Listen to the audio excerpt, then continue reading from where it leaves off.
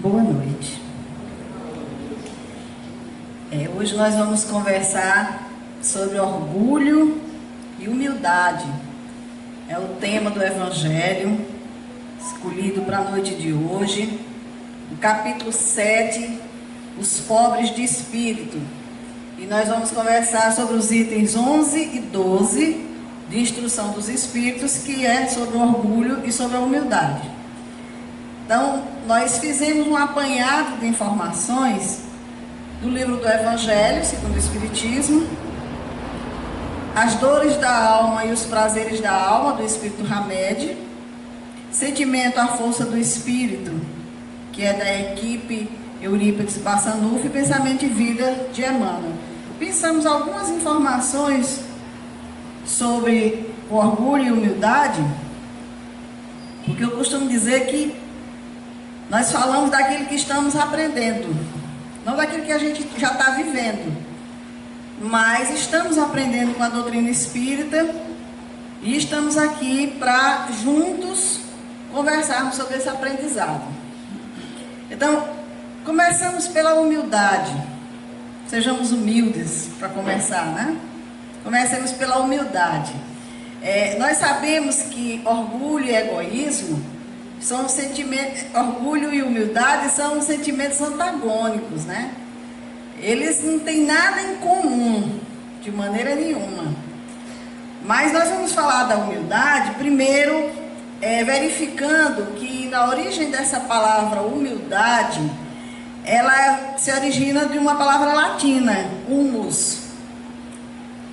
E esse humus, que quer dizer terra fértil, rica em nutrientes e preparada para receber a semente. Então, é como se o humus, que deu origem à palavra humildade, é como se a humildade fosse aquela terra fértil que vai fertilizar o solo para todo e qualquer tipo de planta. É como se nós estivéssemos, através dela, dessa simbologia do humus, entendendo que ser humilde é parte da base, né? Se nós estamos aqui fincados sobre a terra, sobre esse humus, todos nós nos encontramos em patamar de igualdade. A natureza, apesar da gente saber que a natureza tem elevações, tem vales, tem serras, tem mil e uma coisas, mas isso não quer dizer que ela diferenciou o homem pobre num terreno baixo e o homem rico num terreno alto, o homem humilde num terreno baixo, o homem orgulhoso num terreno alto. Somos todos iguais, mas é só para a gente entender que essa palavra ela tem uma origem e que já por ser humildade ela se origina do humus, da terra, da coisa mais simples que a gente possa encontrar na natureza. Mas o que é mesmo ser humilde? O que a gente entende por ser humilde? Será que ser humilde é a pessoa falar baixo? É a pessoa viver com uma roupa muito simples? É a pessoa ser muito pobre? É a pessoa deixar-se levar por humilhações, por coisas dessa natureza? Será que humildade é isso? O que vocês acham? Tem alguma relação com humildade isso? Tem muitas pessoas que falam baixo, que falam manso, que são pobres, financeiramente falando, de outras condições que a gente poderia até enquadrar como sendo humildade, que não tem nada de humilde, que a gente sabe disso, né? Então, já não é por aí. O Evangelho nos diz que ser humilde é conhecer as nossas próprias limitações e fraquezas e agir de acordo com essa consciência. É ter a consciência de que eu não sei tudo. Eu não sei praticamente de nada. Eu não devo me orgulhar do pouco que sei, porque o que eu sei é quase que um nada em relação ao conhecimento que existe no mundo. E bem deixa para nós, assim, a título de exemplo, Sócrates quando diz só sei que nada sei. Porque por maior conhecimento que o ser humano tenha, não é nada diante do conhecimento do mundo, do que existe. Ele é ignorante de alguma coisa. Então, o conhecimento em si não vai nos dar a condição da gente se achar superior a outro ser humano. Então, ser humilde não é falar manso, não é andar de cabeça baixa. Tem gente que diz assim, fulano tem um nariz muito empinado, é muito orgulhoso. Só nasceu com o nariz empinado, fazer o quê? Para trás que uma pessoa maravilhosa, uma pessoa simples, uma pessoa humilde, na essência da palavra, né? Então o Evangelho nos diz, a humildade nivela todos os homens, eliminando a falsa ideia de superioridade de uns sobre os outros. Então, esse estado de humildade, ele nivela todos nós. Não tem ninguém superior a ninguém. Não tem ninguém melhor do que ninguém. Somos todos iguais. Mas o Lacordaire, que é quem passa essa mensagem no livro do Evangelho, ele diz que, infelizmente, a humildade é uma virtude bem esquecida entre nós. O orgulho ainda predomina muito em nossas vidas. Tem muitas pessoas que se orgulham da cor, da função de um trabalho, e que dizem assim, você sabe com quem você está falando? Eu sou isso, eu sou aquilo outro. Conquistas materiais. Ele confunde o ter com o ser. Porque o ter, aí a gente poderia falar de orgulho. Mas o ser, aí já se enquadra na humildade. Então, na verdade, é uma virtude bem esquecida entre nós, porque a gente ainda acha que é melhor do que alguém em alguma coisa, ou em alguma situação. A palavra preconceito existe, e atualíssima nos dias de hoje, porque ainda tem muita gente que julga o outro por suas escolhas, por sua maneira de viver, por sua maneira de pensar, e se acham melhor do que eles. Quantas pessoas que a gente, principalmente hoje que os canais de comunicação estão abertos, a gente está vendo na mídia aí, cada comentário em relação a determinadas pessoas, determinadas situações, que a gente fica, meu Deus, como é que as pessoas conseguem sentir e pensar dessa forma? São pessoas extremamente orgulhosas, porque elas se dão o direito de julgar, de enquadrar uma pessoa dentro de uma ideia, dentro de um pensamento, rotular. E isso é orgulho, isso é se achar melhor, é se achar superior do que a pessoa, porque ela vivencia esse ou aquele quadro de situação na vida. E aí o Lacordaire nos diz, sem humildade, podeis ser caridosos com o vosso próximo? A gente fala tanto de caridade, né? A gente aprendeu que a caridade é a ferramenta que nós devemos trabalhar para possuir, para ter, para utilizar nas nossas vidas, e que é ela que nos conduz a Deus. Mas como é que a gente pode ser caridoso sem humildade? Como é que a gente pode ser caridoso querendo ser melhor do que o outro, querendo ser mais do que o outro, querendo cobrar atitudes do outro que ele não está em condições de dar, de vivenciar? E aí o Lacordaire diz, bem pouco seguidos são os exemplos que dela se vos tem dado. Porque exemplo não falta para nós. Se a gente for buscar desde sempre os iluminados que estão vindo, trazendo informações, mensagens, e mais agora, no século passado e agora, nós quase que vivenciamos lado a lado com essas pessoas. Nós tivemos aí a Madre Teresa de Calcutá, nós tivemos a Irmã Dulce, o Chico Xavier, pessoas extremamente caridosas, dando exemplo de amor. Nós tivemos no passado o Francisco de Assis, que foi o sopro divino de Deus para aquela época, para nos trazer até agora o momento, falando de caridade, falando de amor. Exemplo não falta.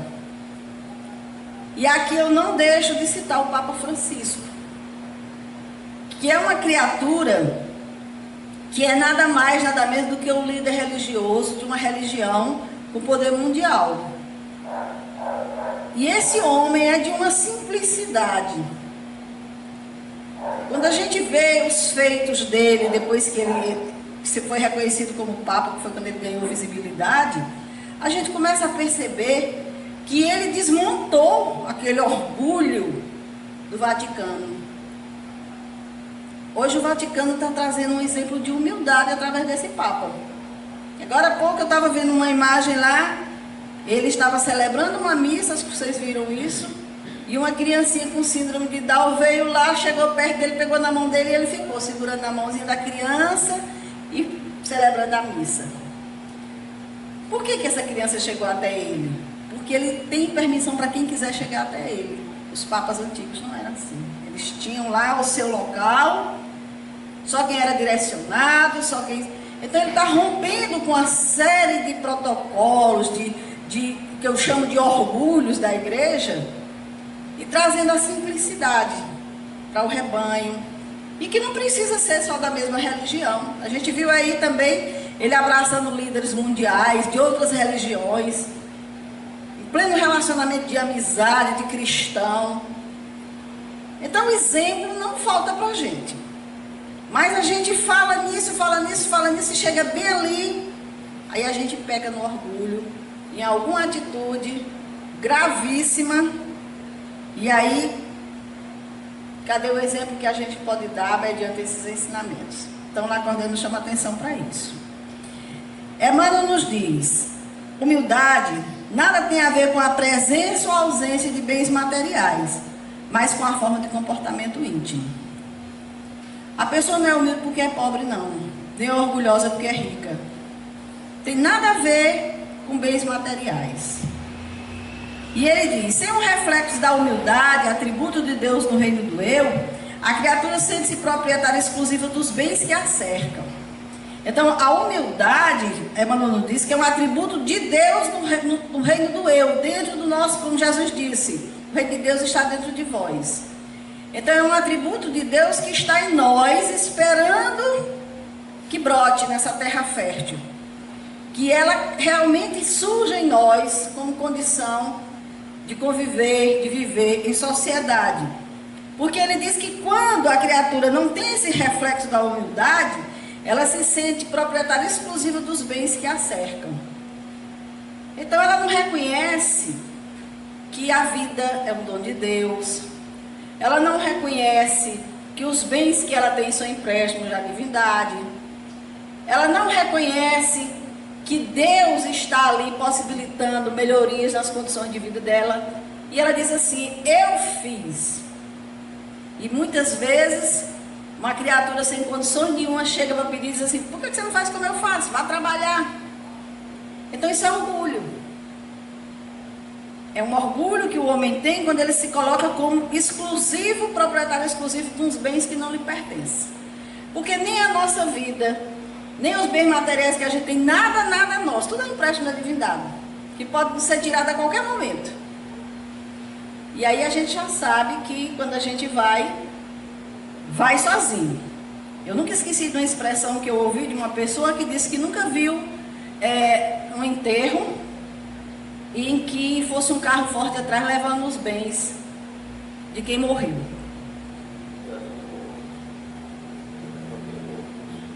Vai levar teu óculos? Não leva nem o óculos.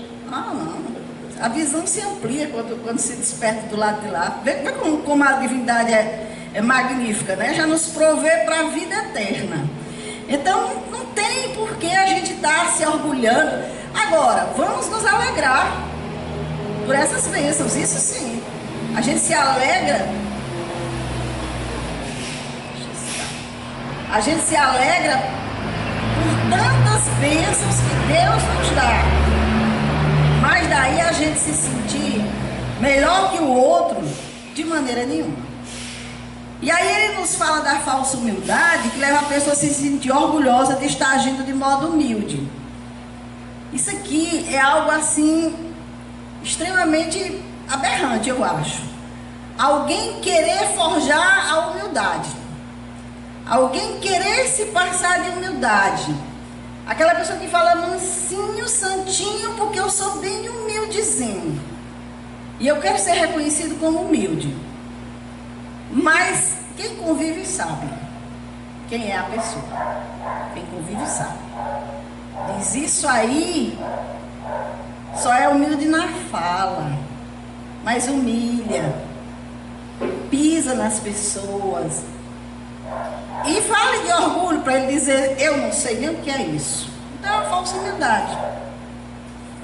Na verdade, muito orgulho.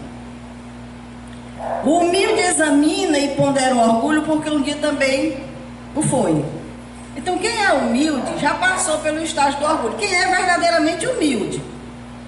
Porque nós ainda estamos no estágio do orgulho, querendo entender a humildade. Quem é humilde, quando vê uma pessoa com orgulho, olha para a pessoa e se lembra de quando foi orgulhoso. E pensa assim, oh meu Deus, um dia ela vai aprender. Um dia ela vai sentir os pés no humus, realmente. Para entender que não tem nada, não tem ninguém superior a ninguém. Mas o orgulhoso, ele não entende a pessoa humilde. Porque ele ainda não chegou a essa condição. Então veja que o humilde, ele já experienciou, ele já passou por experiências, ele já percebeu que na vida, vamos dizer assim, as ilusões que ele tinha, tudo mais, aquilo já foi temperando a criatura de tal forma que ele já começa a se trabalhar e se reconhecer realmente na sua simplicidade. Então quando ele vê alguém se arvorando de orgulhos, ele olha e se reconhece naquele momento que ele já viveu e sabe que aquela pessoa também vai chegar a entender, a compreender a humildade. Mas o orgulhoso, quando vê a humildade, ele não aprecia essa simplicidade não. Ele nem gosta de pessoas muito simples, porque ele prefere estar ao lado dos seus pares, tão orgulhoso quanto ele. E aí o Lacordaire diz, ainda no Evangelho segundo o Espiritismo, o orgulho é o terrível adversário da humanidade, porque o orgulho nega tudo que a humildade defende. Ele não quer saber de humildade, tudo que a humildade defende ele nega. Por isso que ele é a fonte de todos os nossos males. Aí a gente pensa assim, meu Deus, onde que o orgulho está presente na minha vida? Essa é uma reflexão que a gente precisa fazer. Porque às vezes a gente diz assim, eu não sou orgulhoso. Eu não sou orgulhoso. Mas quantas vezes a gente se surpreende com o orgulho lá em cima, em atitudes que a gente nem sequer imaginava que ainda pudesse ter. Quantas vezes, vou falar por mim, situações tolas, mas que a gente sente que vem assim aquela vontade de colocar para fora o homem velho, de querer ser melhor do que o outro, e a gente pensa assim, meu Deus, que coisa absurda isso que está vindo aí. E a gente tem que se esforçar para controlar, para não deixar vir à tona. É porque ainda está presente em nós. Ainda vive em nós. Né? Então o orgulho em si, ele não é uma coisa ruim, quando ele é bem dosado. Ele é até necessário nas nossas vidas. Porque o orgulho vai fazer com que a gente lute por algumas conquistas, que a gente se sinta feliz por algumas realizações. Então, o orgulho vai nos propiciar muitas vitórias. E quem não se orgulha de um filho, de um trabalho que conseguiu realizar, de vencer um vício? Quem não se orgulha disso? Eu estou orgulhoso de mim. Eu consegui isso, pensei que não ia conseguir. Então, nesse sentido aí, não existe nada de negativo no orgulho. Muito ao contrário, ele é positivo. O problema é quando ele se exacerba e quando a gente começa a se achar que somos melhores. Somos melhores do que os outros. Aí o Hamed nos diz, o orgulho induz que se feche em si mesmo. A pessoa orgulhosa, ela se fecha nela mesma, porque ele adoece a estrutura mental de tal forma que não percebe seus enganos e nem compreende a importância do próximo em sua vida. Então o orgulhoso, ele se fecha em si, ele se basta, ele acha que não precisa de ninguém. E quando ele precisa de alguém, ele vai em busca, mas vai no orgulho dele também. O orgulho vai na frente. Ele não vai pedindo, ele vai quase que exigindo, ou mandando mesmo, ou tomando, como se diz. Porque pela palavra forte, né, pela maneira como chega agressivamente, e muitas vezes impondo de tal forma que a criatura fica receosa de não fazer, porque já conhece a pessoa e sabe do que ela é capaz. Então é o orgulho em todos os momentos. Ele não precisa de ninguém, as pessoas aqui precisam lhe servir. Essa é que é a palavra correta. É distante e indiferente. As energias trocadas nos relacionamentos são de pouca importância para o orgulhoso, que jamais sente a necessidade de auxílio do outro. Então, uma pessoa orgulhosa, ela não é uma pessoa de uma amizade plena, sincera, verdadeira, não. Ela vai para tirar usufruto daquela amizade. Ela vai pensando nos lucros que aquela amizade possa dar, que aquela situação possa trazer para ela. Ela não é uma pessoa de sensibilidade, de troca, de favorecer o outro em algum momento, em algum sentido, não. De maneira nenhuma. Então, o orgulhoso, para o orgulhoso, o conhecimento tem uma direção, um sentido. De si para si. Então, tudo que ele quer é dele para ele. Se você tem algo para mim, é para me dar. Você tem aquilo e eu preciso, você tem que me dar. Mas se você precisar de mim, não conte comigo, eu não tenho para lhe dar. Então, o orgulhoso, ele tem nesse sentido. Ao contrário da pessoa simples, humilde, que muitas vezes até coloca à disposição seus bens, suas coisas. Eu estava lendo agora recente no Evangelho lá em casa, sobre a Casa do Caminho, e verificando que os primeiros cristãos, eles viviam numa simplicidade tão grande, que eles, muitas vezes, vendiam os bens e distribuía com a comunidade, para que todos tivessem a mesma coisa, para que ninguém passasse necessidade. Aí a gente pergunta, onde é que tem orgulho nisso aí? Tem. E sim, muita humildade, muita amizade, muita caridade, né? Aí o Remédio nos diz o seguinte: os indivíduos portadores de uma personalidade orgulhosa se apoiam no princípio de total submissão às regras e costumes sociais, bem como os defendem energicamente. São aquelas pessoas que pegam uma regra de conduta, de norma de sociedade, e colocam como sendo lei da vida. Aquilo ali tem que ser cumprido, e muitas vezes eles até se esforçam. A gente sabe que antigamente, os homens não vão fechar o ouvido agora do que eu vou dizer, porque não é mais para esses dias, mas antigamente os homens, eles tinham um orgulho tão grande da família que possuíam, mas não era no sentido de ter respeito pela esposa, pelos filhos, por nada não. Era como ele era visto em sociedade. Então ele fazia tudo para preservar aquela situação porta fora do lar, para manter aquele orgulho do bom homem, do bom pai, do provedor. E portas lá dentro sabia a família, a mulher, como era que as coisas se davam, como era que se vivia antigamente. Então podia morrer. Ele não abria mão daquela relação, daquele casamento, porque ele jamais iria dizer para a sociedade que ele era alguém que tivesse falido. Porque a sociedade exigia aquele tipo de comportamento. Então o orgulhoso, ele tem disso. Ele tem interesse pelo que se convencionou chamar de certo e errado. Por isso lhes proporciona uma fictícia cartilha do bem.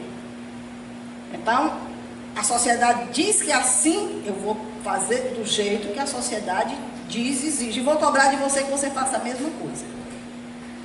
Não importa se você está no nível de fazer ou não. É isso que eu exijo de você. E aí eu estava vendo na internet esses dias, até compartilhei, não tem jeito da gente não falar nisso. Eu vi uma matéria que me chamou muita atenção, porque tem a ver com esse tema aqui, quando fala dessa cartilha que o orgulhoso utiliza, né? E que ele quer também que seja cumprido pelas outras pessoas. A Asia Bibi, uma paquistanesa, que foi presa durante 9 anos, só porque bebeu um gole de água antes dos companheiros paquistaneses. É uma história tão interessante. Eu fui ler a matéria e é o seguinte: ela trabalhava numa plantação junto com um grupo de pessoas. Ela trabalhou 10 horas, sol escaldante. E aí, quando ela é solicitada a ir buscar água para o grupo, e ela vai buscar água para o grupo, com muita sede, no caminho ela bebe um gole da água e é vista. Foi suficiente. Por quê?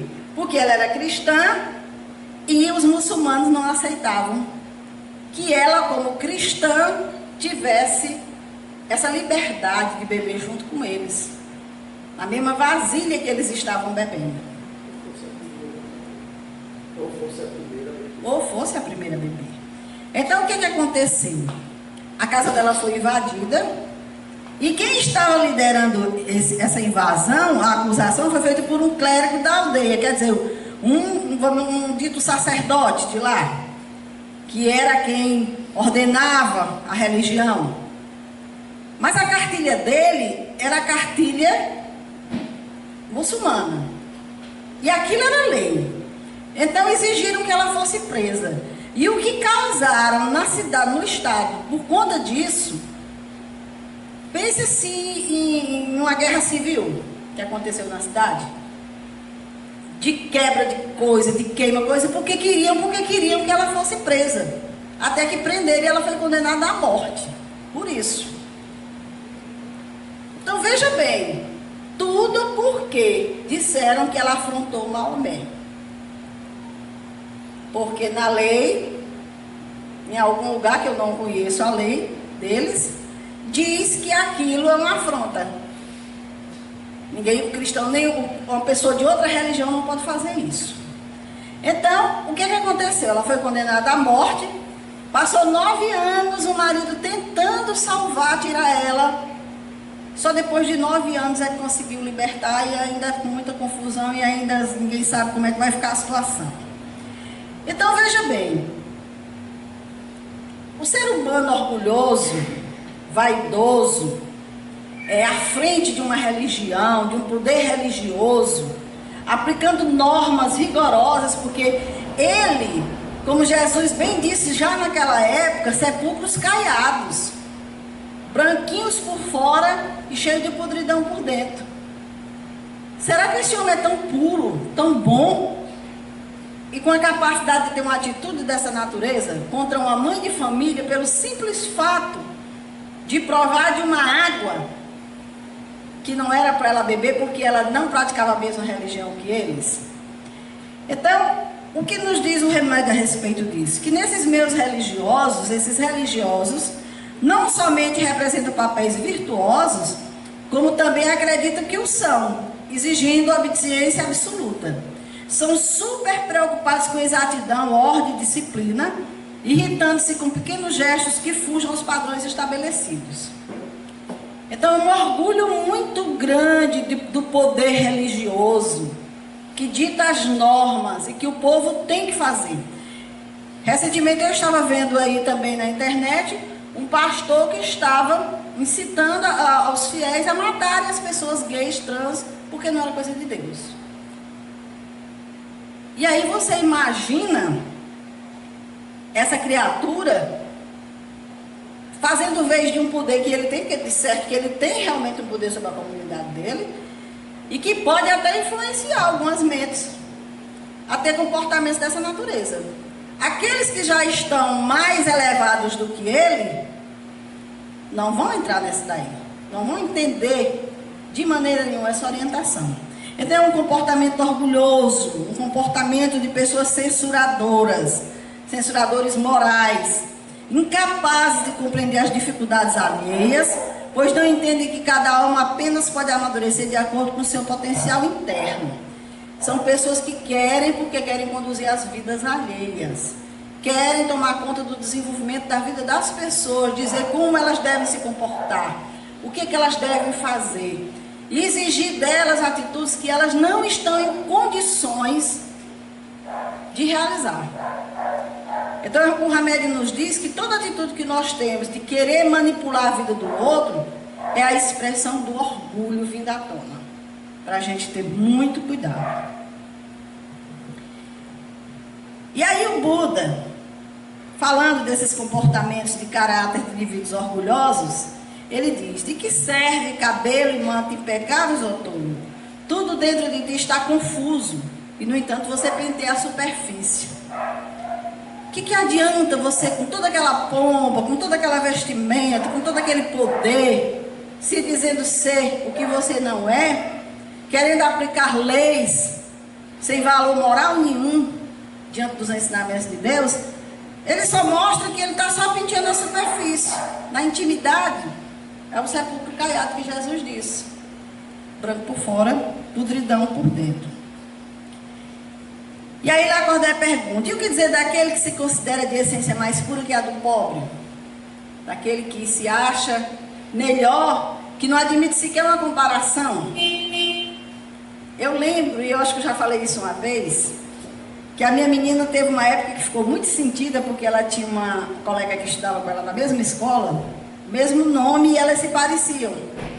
E aí um dia, ela chegou em casa com essa história triste, porque a colega disse que chegou para ela e perguntou: tu é irmã de Andréia? Com a minha filha. Ela disse: não, mas vocês se parecem demais. Ela disse: só que tem uma diferença, ela é pobre. Aí a Andréia ficou magoadíssima com isso. Chegou lá: mãe, minha filha, que tipo de pobreza ela está falando? De que tipo de pobreza ela está falando? Que aí você precisa entender. Quem é pobre na história? Qual é a pobreza? Aí onde é que a pobreza está? Bora localizar. Porque quem pode dizer o futuro da vida de alguém? O que essa criatura vai ser, pelo menos em termos de bens materiais? Ninguém sabe. Ninguém pode prever. Existe um altos e baixos aí, que uma hora um está lá em cima, outro está lá embaixo, ninguém pode prever. Então isso aí não é o ser, é o ter. Na intimidade do ser, aí sim nós somos. E o que a gente conquista se mantém. Mas no ter, tudo passa. E aí ele diz que muitos alegam que é a nobreza do sangue. Dirás: a química, porém, ainda não nenhuma diferença descobriu entre o sangue de um grão-senhor e do plebeu, entre o do senhor e o do escravo. O Flávio pode nos dizer: você já viu algum sangue diferente assim, de gente rica, de pobre, distinção? Não existe. Não existe distinção para a pessoa olhar um sangue e dizer: esse é de um rico, esse é de um pobre. Eu acredito que nem se é de um ser humano, se é de um animal, não é isso? Se você ver, você não vai distinguir. Então criou-se essa cultura de sangue azul.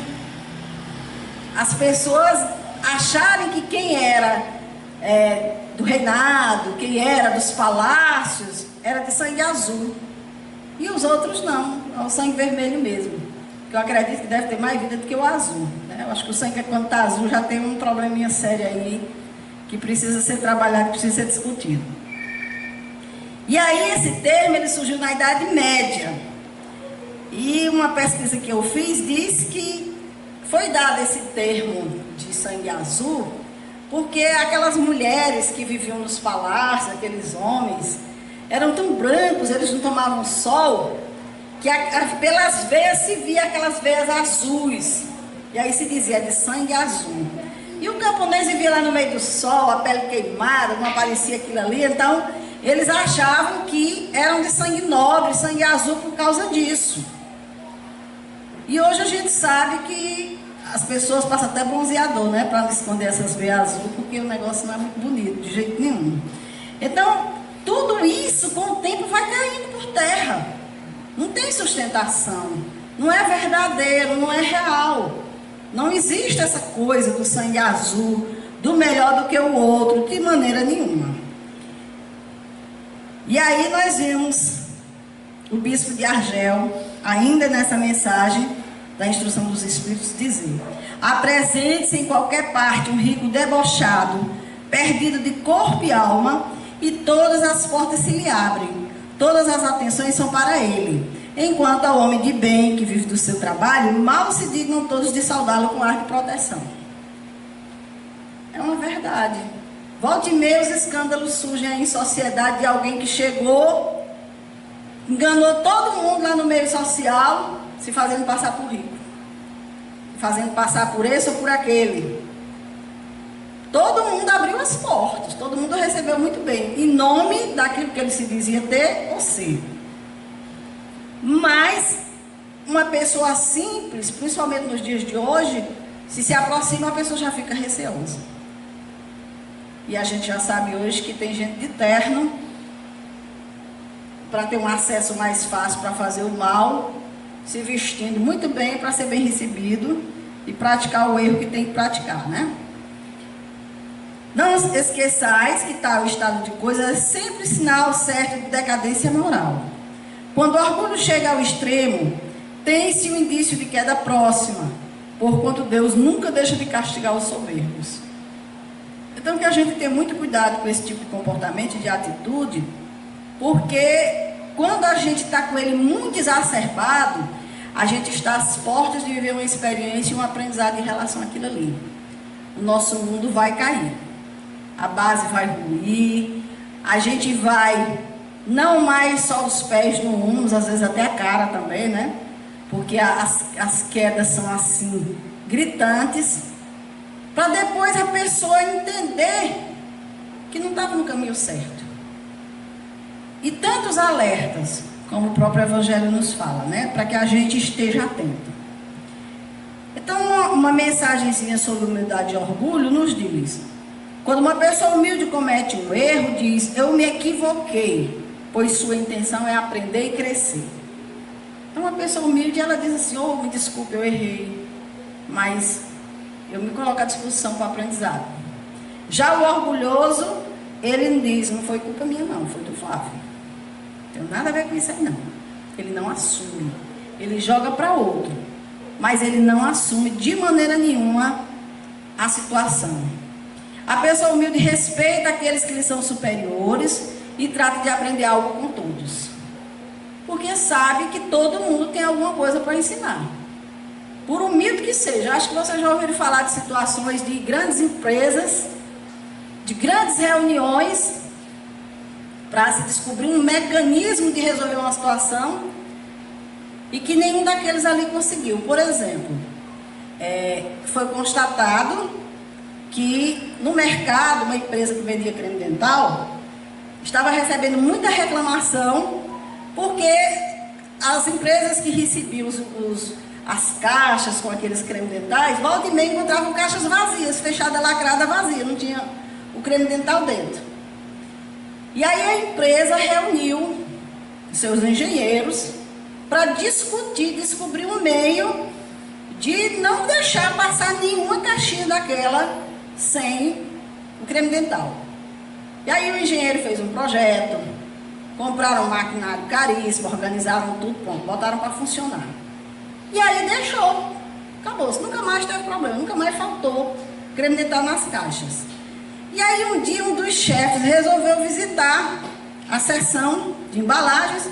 Quando chegou lá, viu que o maquinário estava todo parado e tinha um ventilador ligado. Aí eu disse assim: vocês não estão usando maquinários? Não, senhor, ninguém usa não. Como é que vocês estão detectando as caixas estão vazias? Olha, o ventilador. A gente bota o ventilador aqui, as caixinhas vazias, quando vai passando, o vento joga fora. Uma pessoa simples, gastaram uma nota sem fim. Com engenheiro, com maquinário, com nenhuma coisa. E esqueceram de ouvir as pessoas, o simples. O que você acha? Para dentro da simplicidade, não, patrão, é muito simples, bota um ventilador que pronto, tinha resolvido. Então, muitas vezes a gente perde por deixar de ouvir alguém, porque a gente considera que é simples demais. Às vezes a gente está falando de um problema, de uma dificuldade, as pessoas dizem assim: olha, não cabe aqui sua fala. Orgulhoso, né? E a pessoa iria trazer justamente uma solução. Já o orgulhoso, ele resiste àqueles que lhe são superiores e trata de pôr-lhes defeito. O orgulhoso, ele pode ser subalterno no nível que ele for. Se ele puder desobedecer, se ele puder complicar a situação, ele não aceita, ele não se dobra, o orgulho não deixa, de maneira nenhuma. A pessoa humilde compartilha suas experiências com colegas e amigos. O orgulhoso as guarda para si mesmo porque teme a concorrência. É muito natural isso e a gente precisa prestar atenção em nós para ver onde é que a gente está se enquadrando. A pessoa orgulhosa não aceita críticas. A humilde está sempre disposta a ouvir todas as opiniões e a reter as melhores. Então, uma pessoa orgulhosa, quando ela recebe uma crítica, meu amigo, como é que você se atreveu a falar isso? Então, quer dizer, você, na simplicidade, você se atreve a fazer um comentário, a dar uma orientação. Se essa pessoa fosse simples, ela pensaria assim: poxa, eu vou prestar atenção nisso, realmente, obrigado, valeu, vou me posicionar, vou me vigiar. Não, ela se ofende, porque ela não aceita que ninguém diga que ela está errada. E geralmente essas pessoas, elas são ótimas para chegar e apontar o erro do outro, mas não é com o intuito de ajudar, não, é com o intuito de mostrar que a pessoa é inferior, que a pessoa é lá embaixo. O orgulhoso, ele sempre faz isso. E aí, Emmanuel diz: humildade não é servidão, é sobretudo independência e liberdade interior que nasce das profundezas do espírito, apoiando-lhe a permanente renovação para o bem. Então, ser humilde não é expressar servidão, não. Tem um ditado que eu gosto muito, diz assim: seja humilde, mas não se humilhe. Porque as pessoas entendem humilhação como humildade. E não tem nada a ver. De maneira nenhuma. Ninguém precisa se submeter à humilhação de ninguém. Isso não é humildade, não. Isso é servidão mesmo. Nós podemos, sim, dentro da nossa humildade, demonstrar para essa pessoa que não cabe ali a humilhação dela. De maneira nenhuma. Não cabe. E não leva para você. O Andrei Moreira, ele tem um ditado que ele diz assim: quando alguém diz algo para você que dói, é como diz assim: magoou, doeu, leva para casa que é teu. Você recebeu, você aceitou aquela ofensa, então pode levar, é seu. Porque ninguém pode se magoar só porque o outro quer. Alguém pode chegar e derramar sobre minha humilhação e eu ficar olhando para ela assim: pode levar, muito obrigada. Não aceito não, não é meu não isso aí, é seu. E tchau. E não me senti nem um pouco humilhada com isso. Mas às vezes a pessoa, por achar que humildade é isso, sai dali magoado, com um ressentimento enorme, guardando um ódio louco, adoece e fica vibrando para que aquela pessoa lá na frente encontre alguém no nível dela ou pior para vingar por ela o que ela não teve coragem.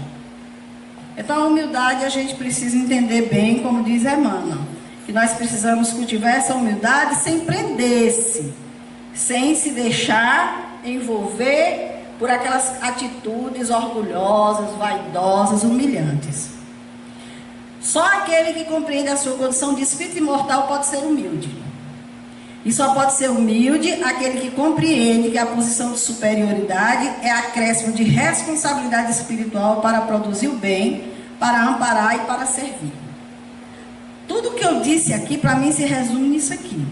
Se eu compreendo a minha condição de espírito imortal, já me encontro na minha humildade. Quem eu sou?